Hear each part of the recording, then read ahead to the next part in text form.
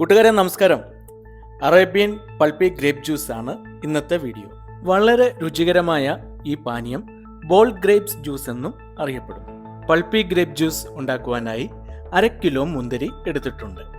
മുന്തിരി നന്നായി വാഷ് ചെയ്തെടുത്തിരിക്കുകയാണ്. പ്രത്യേകം ശ്രദ്ധിക്കുക, ജ്യൂസിനായിട്ട് മുന്തിരി വാഷ് ചെയ്യുമ്പോൾ കുറച്ച് സോഡാപ്പൊടിയൊക്കെ ഇട്ട് ഒരു 10 മിനിറ്റ് വെച്ച് വാഷ് ചെയ്തെടുക്കുന്നത് അതിലുള്ള കെമിക്കലുകളൊക്കെ മാറുവാനായിട്ട് സഹായകരമായിരിക്കും. ആദ്യമായി വീഡിയോ കാണുന്നവർ ചാനൽ സബ്സ്ക്രൈബ് ചെയ്യാനും പേജ് ഫോളോ ചെയ്യാനും മറക്കരുത്. അപ്പോൾ ഷെഫ് ജോജിയുടെ ഒരു പുതിയ വീഡിയോയിലേക്ക് എല്ലാ കൂട്ടുകാർക്കും സ്വാഗതം.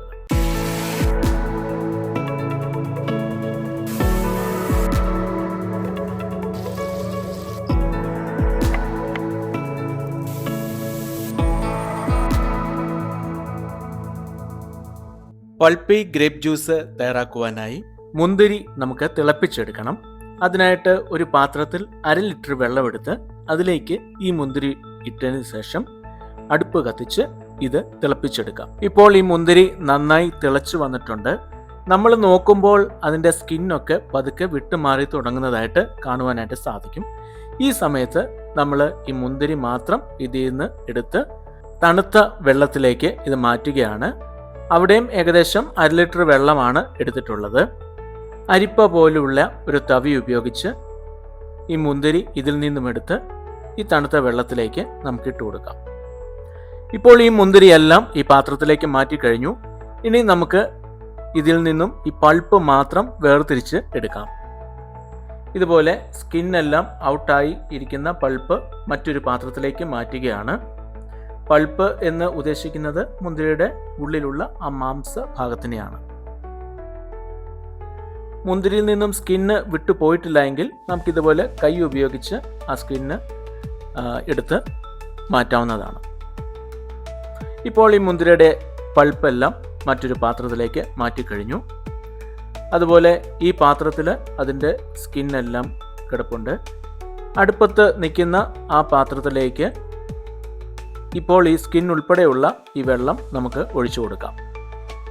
ഇതിലേക്ക് ഒരു 1/2 കപ്പ് കണക്കിന് പഞ്ചസാര ചേർത്ത് കൊടുക്കുകയാണ്.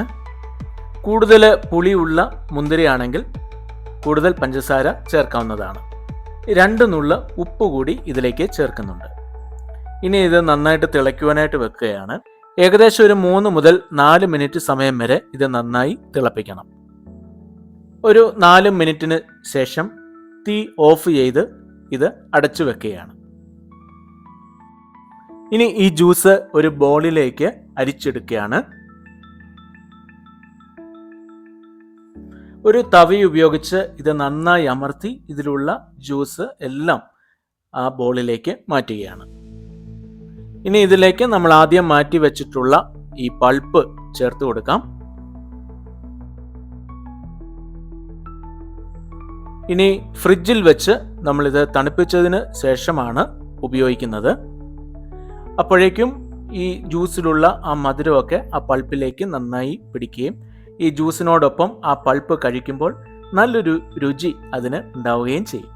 അപ്പോൾ നമുക്കെല്ലാവർക്കും വളരെ എളുപ്പം തയ്യാറാക്കാൻ പറ്റുന്ന പൾപ്പി ഗ്രേപ്പ് ജ്യൂസ് ഇവിടെ റെഡിയായി കഴിഞ്ഞു. നമ്മുടെ കുട്ടികൾക്കും അതുപോലെ വീട്ടിൽ വരുന്ന ഗസ്റ്റിനും ഒക്കെ കൊടുക്കാൻ പറ്റിയ ഒരു അടിപൊളി സ്റ്റാൻഡേർഡ് ജ്യൂസാണ് ഈ പൾപ്പ് ജ്യൂസ്. ഗ്ലാസ്സിലേക്ക് ഒരു 2-3 ഐസ് ക്യൂബ്സ് ഒക്കെ ഇട്ട് ഇതുപോലെ ഈ ജ്യൂസ് ഇതിലേക്ക് ഒഴിച്ച് ആ പൾപ്പ് കൂടി ഇട്ട് ഗസ്റ്റിൻ്റെ മുമ്പിലേക്ക് വെക്കുമ്പോൾ അത് കാണാൻ തന്നെ ഒരു രസമായിരിക്കും.